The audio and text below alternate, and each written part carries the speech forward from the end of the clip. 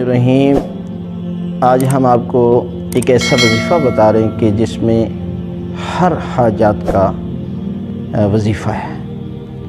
حضرت امام جعفر صادق علیہ السلام سے منقول ہے کہ جو بندہ سورہ توحید قل هو اللہ احد کو ایک مرتبہ، آیت الکرسی کو ایک مرتبہ اور سورہ قدر انا انزلناہ فی لیلۃ القدر کو ایک مرتبہ تلاوت کرتا ہے تو اس کی جو بھی حاجت ہو اللہ تعالیٰ جو ہے وہ اس کی حاجت کو قبول کرے گا۔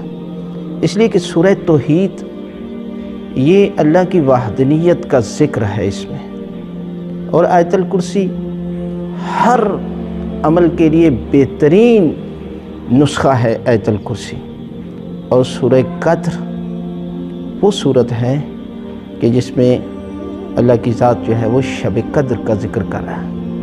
شب قدر وہ رات کے جس میں انسان جو ہے وہ جو بھی حاجت مانگے اس کی حاجت جو ہے وہ قبول ہوتی ہے۔ اس لیے اس کا ذکر کیا جائے اور ساتھ ایک تسبیح پڑھ لی جائے، یا حیو یا قیوم، یعنی یہ اسم اعظم ہے، اور اسم اعظم کے صدقے میں پروردگار جو ہے وہ آپ کی حاجت کو جو ہے وہ پورا کرے گا۔